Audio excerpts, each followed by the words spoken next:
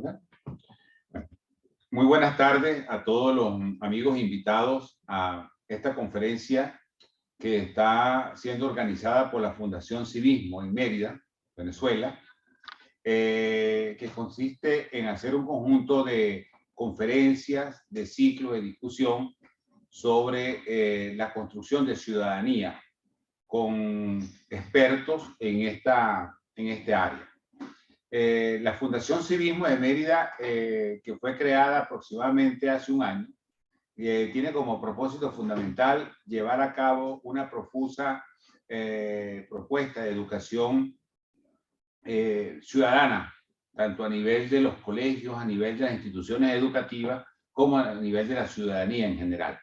Actualmente se está desarrollando en Mérida a través de algunos colegios, a través del servicio comunitario de la Universidad de los Andes, un proyecto que se llama Cultura Ciudadana, Educación Ciudadana y Cultura Vial, que consiste fundamentalmente en enseñarle a los adolescentes, en la escuela, a los niños, las normas elementales del buen conducir y de la cultura vial, educación vial.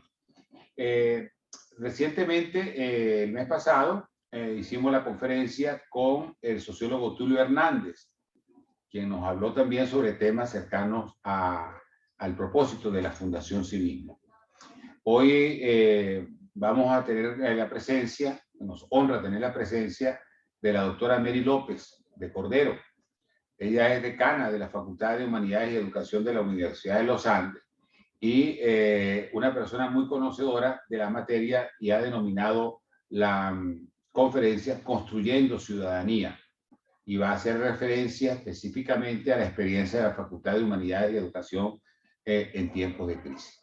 Queremos de manera mensual hacer una conferencia. Esta conferencia van a estar colgadas en nuestro programa, en nuestro canal de YouTube, y estamos haciendo una campaña en este momento para que todas aquellas personas que quieran, a través del Instagram de la Fundación Civismo, incorporarse como colaboradores a los proyectos de difundir la cultura ciudadana.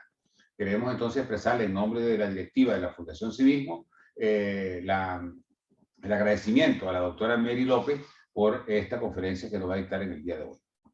Profesora Mary, adelante.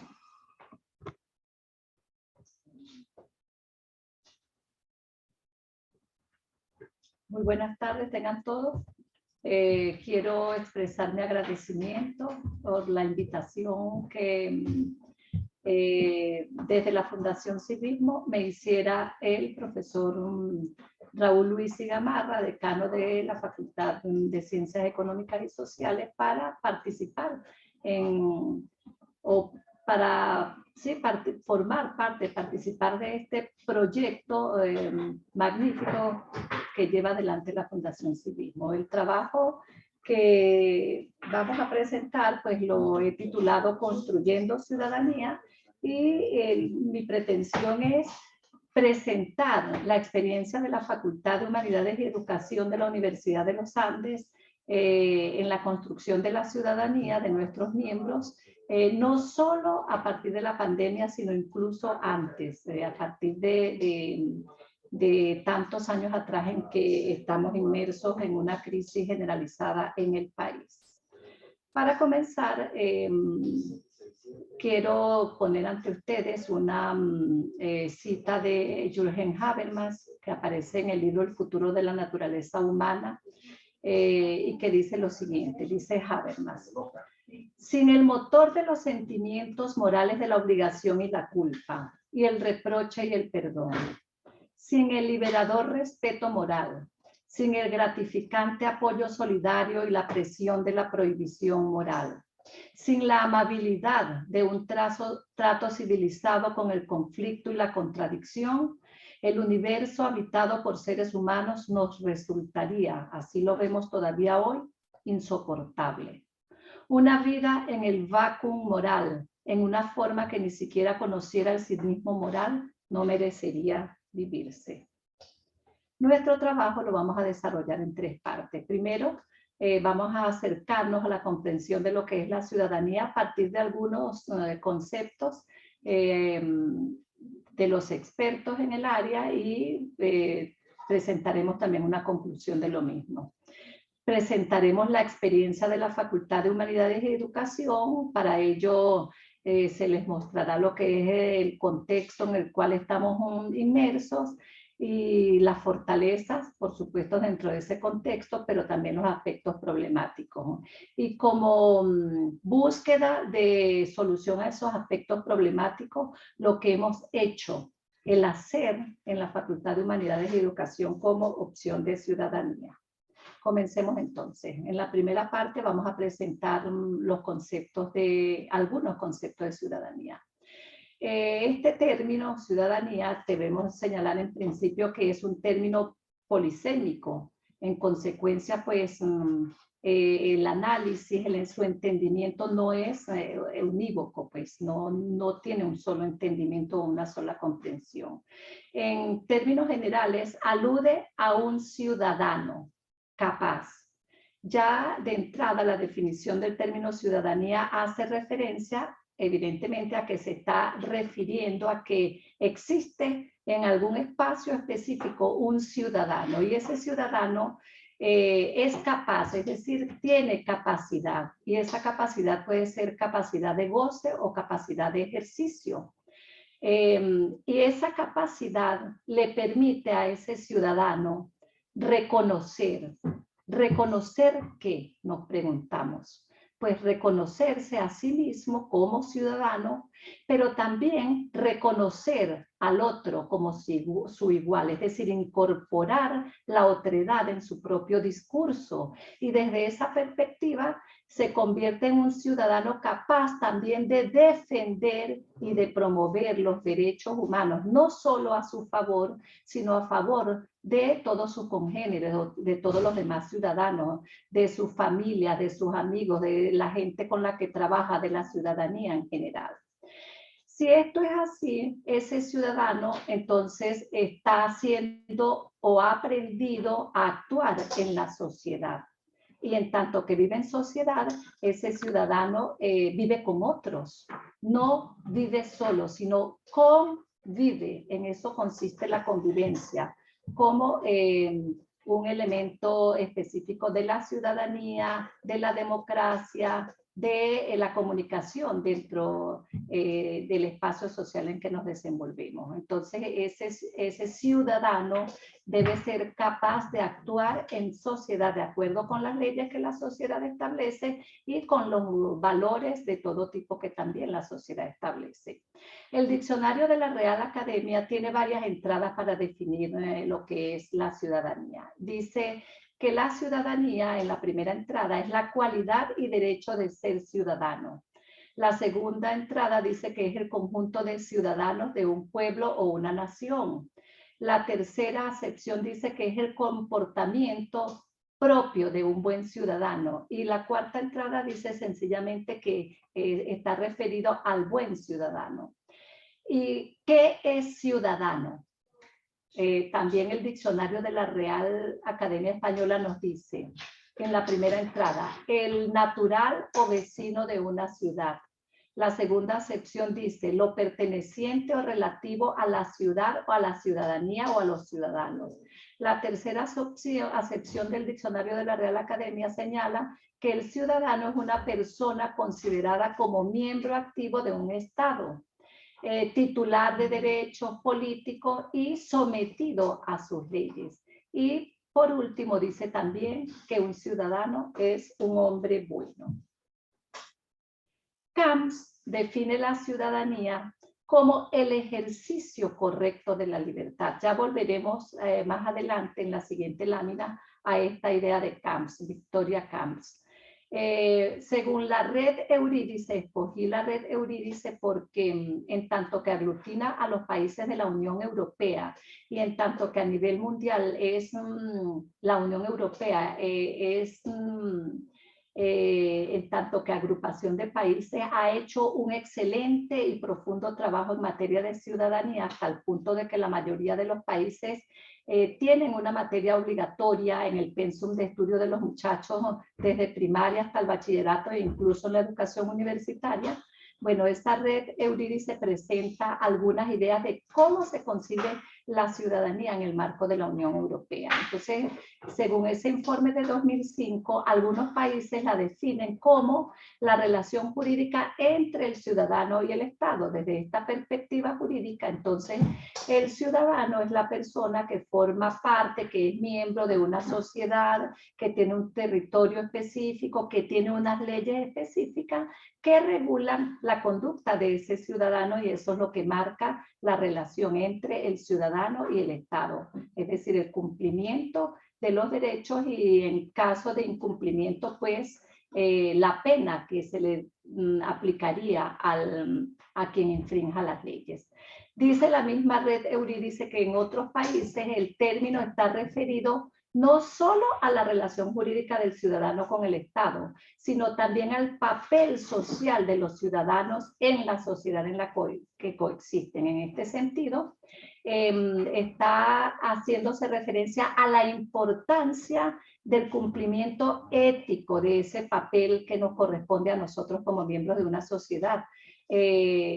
El comportamiento, la actitud, la conducta nuestra en el rol de miembros de una familia, miembros de un vecindario, en el trabajo, en el espacio escolar, en los espacios comunes dentro de la ciudad, etcétera. Es decir, en los distintos ámbitos de interrelación en los cuales nos movemos. También esa red Eurídice nos señala que otros países para definir la ciudadanía utilizan algunas expresiones. Esas expresiones son muchas y muy variadas. Ciudadanía responsable, participación cívica, actitudes cívicas, conciencia cívica, compromisos cívicos, derechos y deberes cívicos, etc. Y todas estas expresiones, la red Eurídice las aglutina en un término general que llama ciudadanía responsable y que abarca todos aquellos aspectos relacionados con el conocimiento y con el ejercicio de los derechos y las responsabilidades cívicas. Volviendo a otras definiciones, aquí tenemos en primer lugar la definición de Garrido, Gómez y Centelle. Estas definiciones que aparecen aquí son de libros de texto para la educación secundaria obligatoria en España. Y esos autores también presentan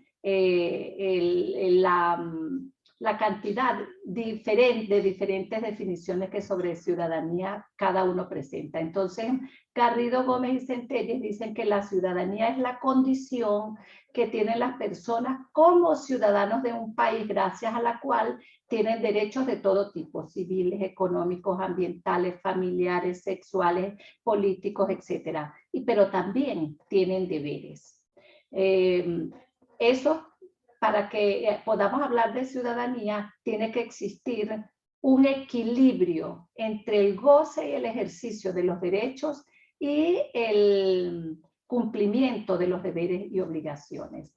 Beltrán señala que los miembros de una democracia se denominan ciudadanos y son considerados individuos libres, racionales e iguales, con los mismos derechos y las mismas obligaciones. La ciudadanía exige la participación política de cada ciudadano y ciudadana. ¿Por qué tomé este concepto para entender lo que es la ciudadanía con base en la definición de la democracia? Bueno, porque desde la perspectiva de los autores, solo en democracia, solo en el sistema político democrático es posible hablar de ciudadanía y es posible hablar de ciudadanos, ¿no? En tanto que, lo que acabo de leer, en tanto que individuos que gozan de libertades, que ejercen esa libertad y su razón y su entendimiento para decidir, para expresar su autonomía. Y de la misma forma cumplen con sus deberes. Pero además, si enmarcamos la ciudadanía en el marco del sistema político democrático, también debemos decir que para ser un buen ciudadano tenemos que participar de todos los procesos sociales en los cuales estamos inmersos. Volvemos a Camps para entender eso que ella decía o que yo leía en la lámina anterior. La ciudadanía entendida como el ejercicio correcto de la libertad, dice Camps, que desde la modernidad el individuo se define como un ser libre e independiente para escoger y vivir su vida de acuerdo con sus convicciones, de acuerdo con su conciencia, de acuerdo a lo que le plazca. Pero siempre que en esa elección respete las libertades de las personas con las que convive. Es decir, dice Kant, somos libres, gozamos de libertad, pero esa libertad no es absoluta. Ahí está en plena consonancia con lo que ya decía muchos años antes John Stuart Mill. La libertad nunca es absoluta. Esa libertad está indefectiblemente circunscrita a una serie de normas de todo tipo, normas jurídicas, usos y convencionalismos sociales o normas de etiqueta, normas morales, normas religiosas. Entonces, cuando el individuo aprende a actuar de acuerdo con esas normas que la sociedad ha consensuado como necesarias para eso, para reconocer lo que es la ciudadanía, para vivir en una convivencia democrática y pacífica, pues estaríamos viviendo de acuerdo con los significados específicos de ciudadanía y ciudadano.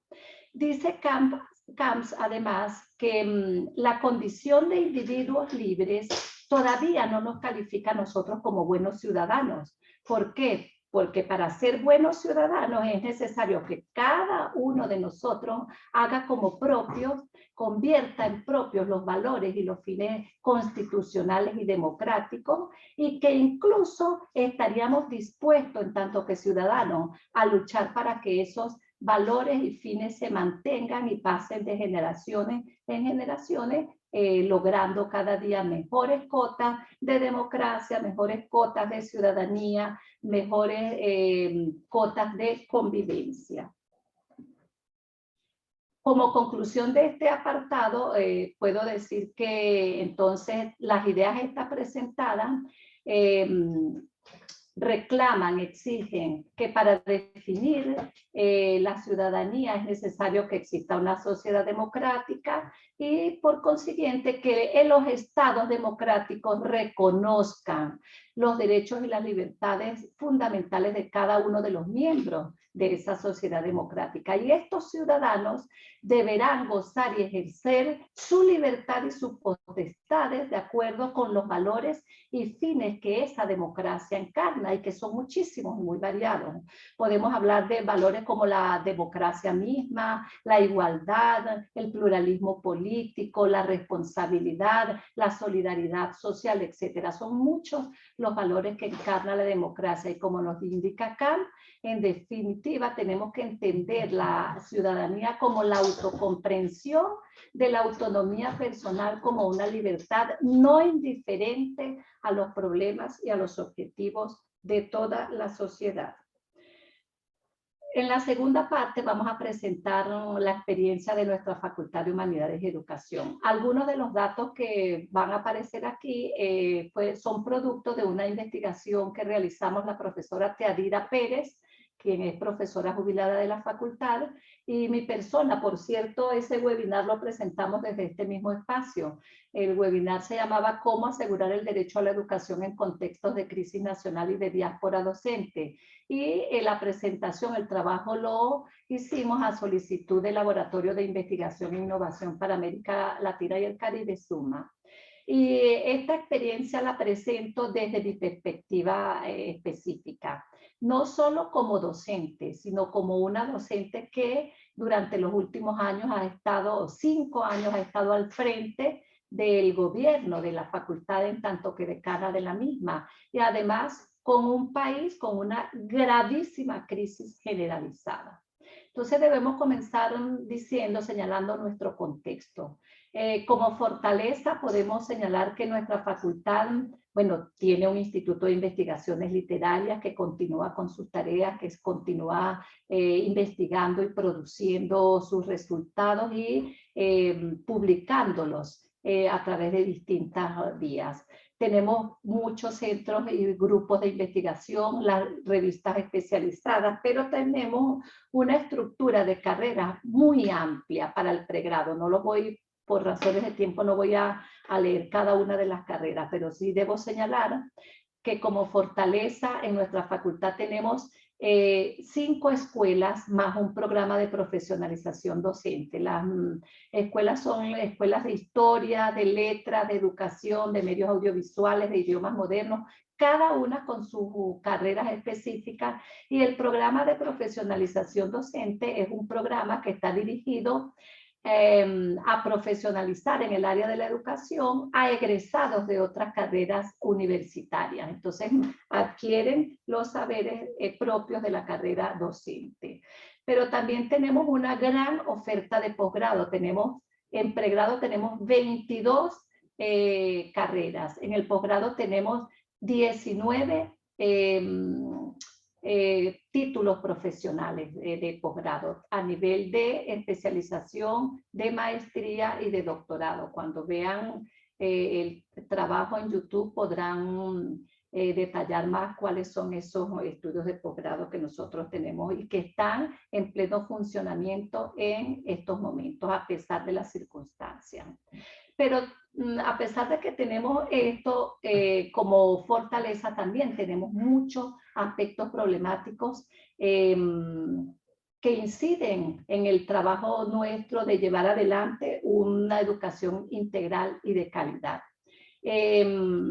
Nosotros siempre en estos años de crisis que hemos, por los que ha discurrido nuestro hacer, tenemos una idea constante que es la que nos mueve, y esa idea es que los jóvenes necesitan cumplir sus sueños, en tanto que ciudadanos que se constituyen en el relevo de todo tipo en todas las sociedades.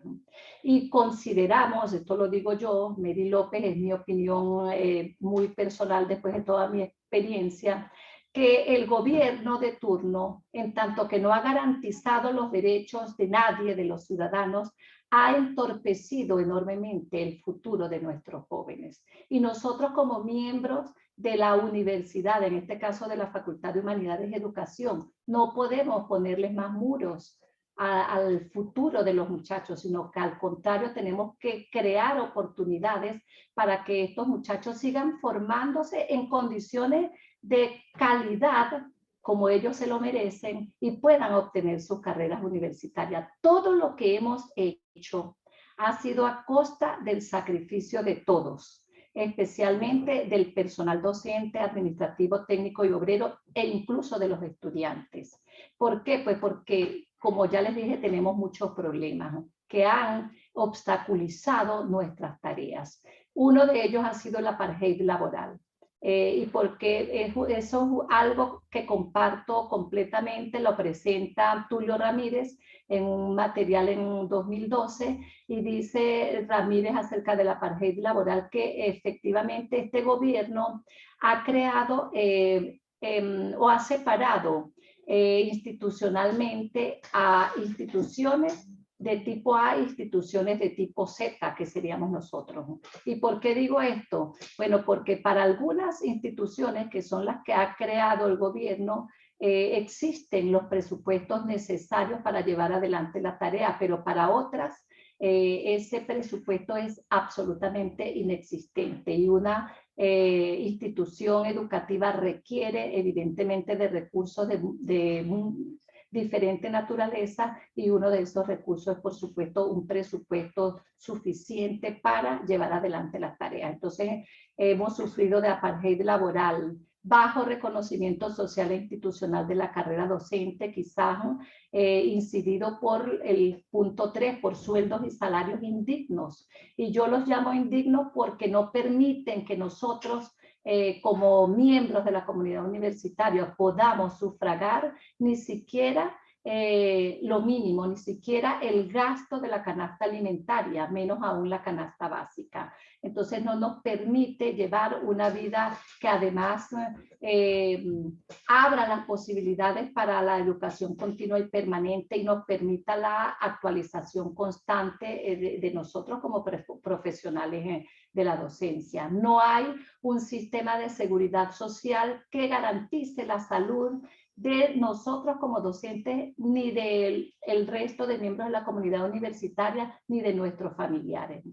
Presupuesto deficiente o inexistente, diría yo en estos momentos, reconducido desde hace más de 10 años, lo cual ha impedido la adquisición de materiales e insumos de trabajo, la reposición o mantenimiento de equipos, el mantenimiento adecuado de las instalaciones, el cuidado y ornato de los espacios. Lo que hemos hecho para darle mantenimiento a las instalaciones, para que haya un cierto ornato, ha sido gracias al voluntarismo. Nos hemos convertido en un enorme voluntariado, docente, de obreros, de personal de vigilancia. No nos pagan lo necesario para vivir, ni siquiera para pagar el transporte. Y sin embargo, las facultades continúan abiertas, cumpliendo con el propósito fundamental que tenemos, que es, tenemos muchos propósitos, tenemos docencia, investigación y extensión, pero el propósito fundamental es garantizar el derecho a la educación de nuestros estudiantes. Y eso se ha hecho a costa del sacrificio físico, del sacrificio emocional, incluso monetario de nosotros como miembros de la comunidad universitaria. Más adelante presentaré algunas experiencias en este sentido que dan cuenta de todo lo que hemos hecho. En materia de garantizar el derecho humano a la educación, porque esto es lo que forma parte de la ciudadanía. El que a pesar de las circunstancias seamos capaces de oponernos, enfrentarnos a las adversidades, levantarnos y continuar, no desfallecer y seguir creando oportunidades para los jóvenes que son, repito, el futuro del país y el futuro del mundo. Otro de los aspectos problemáticos es la diáspora docente. Muchos docentes han renunciado a su trabajo pues porque no podían mantenerse. Es decir, por cuestiones de sobrevivencia han debido buscar mejores cotas de vida en otras latitudes. Pero como no nos podemos quedar solamente en hacer un diagnóstico y en determinar cuáles son los problemas que tenemos, sino que tenemos que buscar soluciones, tenemos que ser propositivos, emprender ideas, pues hemos tomado muchas decisiones para continuar adelante sin atentar contra la calidad de la educación y a costa, como dije anteriormente, del sacrificio de nosotros como miembros de la comunidad universitaria. Pero todo esto que hemos hecho es un ejercicio innegable de ciudadanía por parte de cada uno de los miembros de la comunidad universitaria que se ha sumado a cada día hay más personas que se suman a la tarea. Yo supongo que es el ejemplo que han recibido de algunos miembros de la comunidad universitaria que ha hecho que cada día se sumen más estudiantes, más obreros, más vigilantes, más profesores, más personal administrativo. Bueno, hemos utilizado horarios flexibles, hemos recurrido al método, la metodología didáctica y pedagógica del aula invertida. Hemos utilizado distintas herramientas tecnológicas que permitan la comunicación síncrona y asíncrona para que los estudiantes puedan tener acceso a los materiales de cada una de las asignaturas que hemos podido ofrecerles. Se ha mantenido la estructura administrativa de forma tal que siguen sesionando los consejos de departamento, de escuela, de facultad y por supuesto a nivel de toda la universidad del consejo universitario.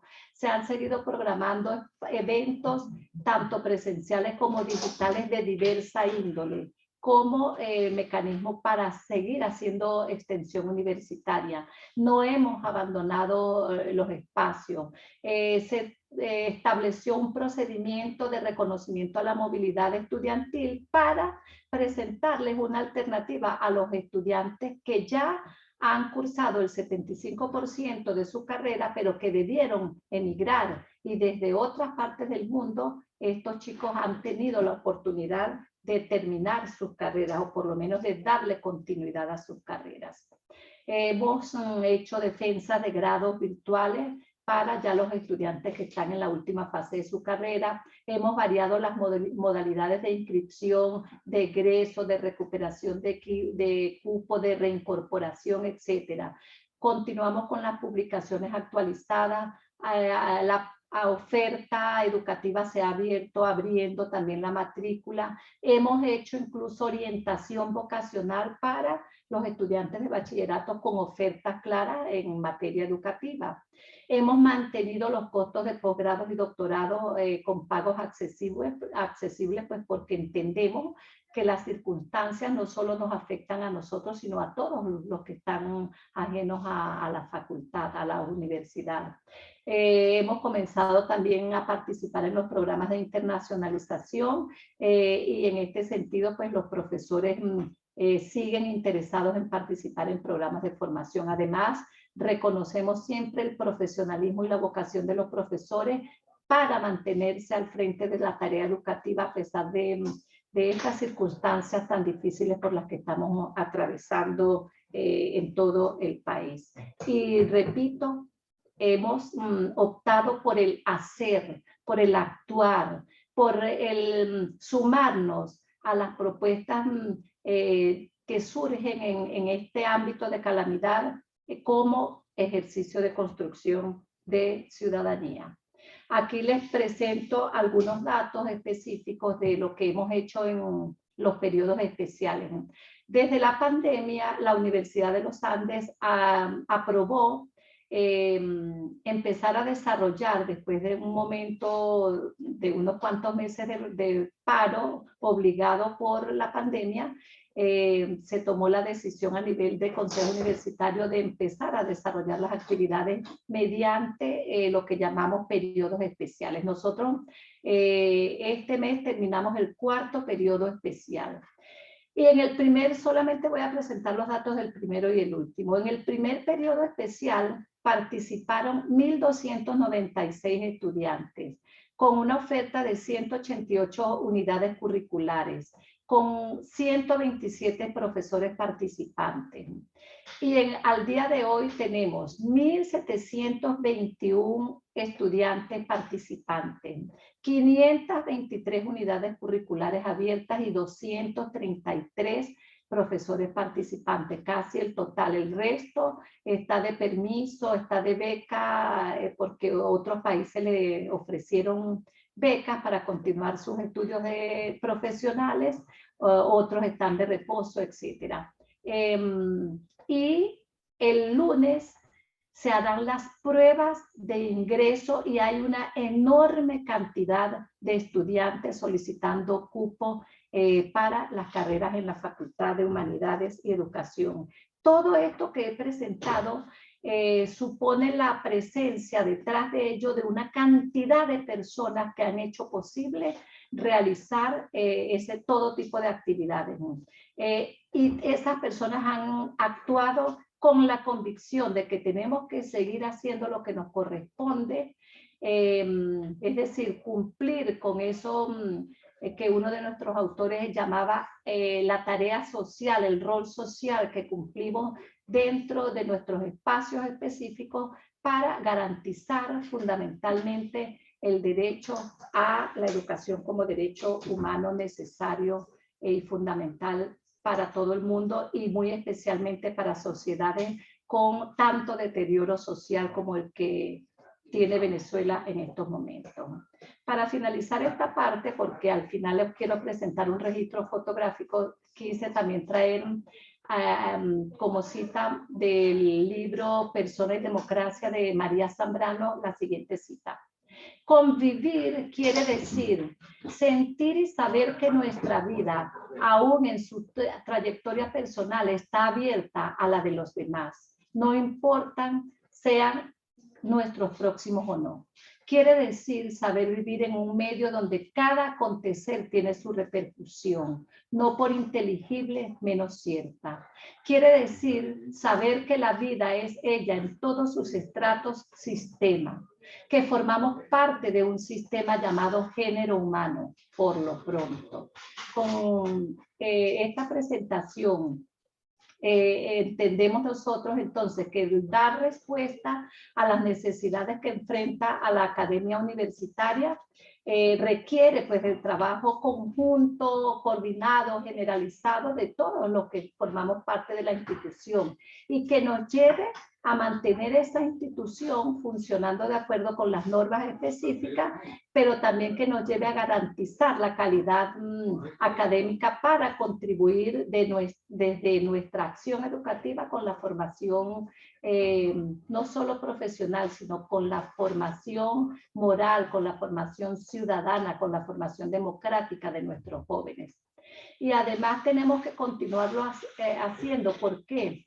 Porque para nosotros es impensable enfrentar a nuestros estudiantes sin terminar sus estudios con otros jóvenes del mundo, quienes probablemente sí gozan de esas oportunidades de llevar adelante sus estudios universitarios a feliz término. Aceptar que se vayan en esas condiciones desiguales sería abandonar el principio mismo de educar y abandonar nuestro compromiso de formar mejores ciudadanos que sean capaces de responder a las necesidades locales y globales y al desarrollo individual y colectivo.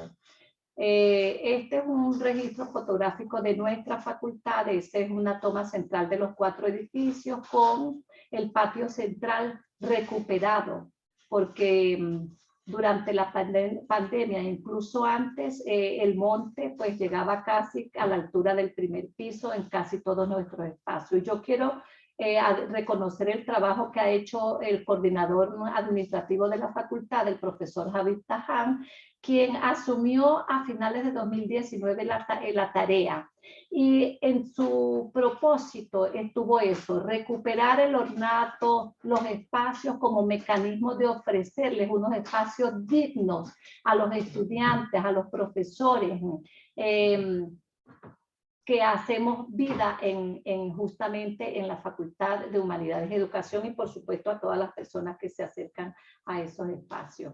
Se han hecho muchas tareas a través de una propuesta de servicio comunitario que el mismo profesor Javid junto con 3 profesores más plantearon una propuesta de servicio comunitario de contenido pedagógico y académico. Se logró la recuperación. Si ustedes observan, a ver, así estaban las rejas antes de cada edificio, antes del servicio comunitario. Así quedaron después del servicio comunitario. Esto sí que lamentablemente no lo puede solucionar servicio comunitario porque ahí sí se necesitan muchos recursos. Así están la mayoría de los techos en nuestros edificios. Quise poner esta fotografía con luminarias encendidas porque estuvimos casi todo el tiempo en los últimos años a oscuras, sin bombillos, sin las luminarias necesarias para la tarea. Y esto fue posible gracias a la sensibilización que se hizo con los estudiantes. La sensibilización en la cual se habla de ciudadanía, de civismo, de responsabilidad, de participación, etc. Son los estudiantes, muchos estudiantes los que nos han dado muchas soluciones a los problemas. Estas son las bombas del hidroneumático, parte de las bombas que están en estos momentos quemadas. No tenemos agua desde hace 110 días. Y eso afecta tanto a la Facultad de Humanidades y Educación como a esta facultad, la Facultad de Ciencias Económicas y Sociales. Este es un trabajo de recuperación de jardines internos realizado que lo llevaban en este momento el señor Jesús Rojas, jardinero de la facultad, y el coordinador administrativo, profesor Javid Taján.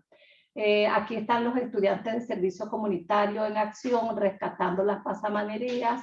El señor Teresio Sosa, jardinero queridísimo, que aunque ya está jubilado, sigue trabajando con nosotros. Una clase al aire libre también sobre responsabilidad, sobre civismo, sobre ciudadanía. Nuestros vigilantes, héroes, ellos con un salario impensable, el salario que percibe cada uno de ellos, son los que mantienen aún a riesgo de su vida nuestras instalaciones. Un profesor que no solo se encarga de dar clases en el salón, sino también que corta monte, que le enseña a los estudiantes el cuidado de las plantas. Aquí está el personal del decanato, los estudiantes de servicio comunitario en acción, recuperando las paredes que habían sido colonizadas por los murciélagos, y bueno, dándole ornato y embellecimiento a la facultad. Esto es un vigilante que sabe de electricidad y que colaboró para el restablecimiento de las luminarias que después de 10 años sin funcionamiento volvieron a iluminar en las noches nuestras instalaciones, los obreros poniendo los bombillos que hemos recibido por donación. Esto es lo que hacen los murciélagos y lo que le ha tocado a estudiantes y a los pocos obreros que se han sumado a la tarea. Así están nuestros espacios hoy en día. Estos son profesores en acción también. Así están algunas de nuestras caminerías, la pasamanería, el rescate de los asientos en los espacios. Así es que este fue el día que por fin se puso la iluminación después de más de 10 años hacia el patio central y hacia otros lados de la facultad. Todo eso es trabajo de empeño, de dedicación, de ganas, de ciudadanía, de civismo, de compromiso.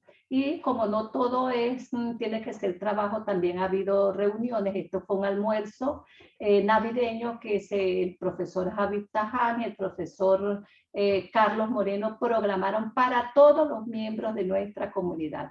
Este fue el acto de bienvenida que se hizo a los estudiantes de nuevo ingreso, y este es el consejo de la facultad en pleno. Bien, con esta pequeña muestra termino mi presentación. Muchísimas gracias y estoy atenta pues a las preguntas, a las observaciones que tengan a bien hacer. Muy buenas tardes y muchísimas gracias por su presencia.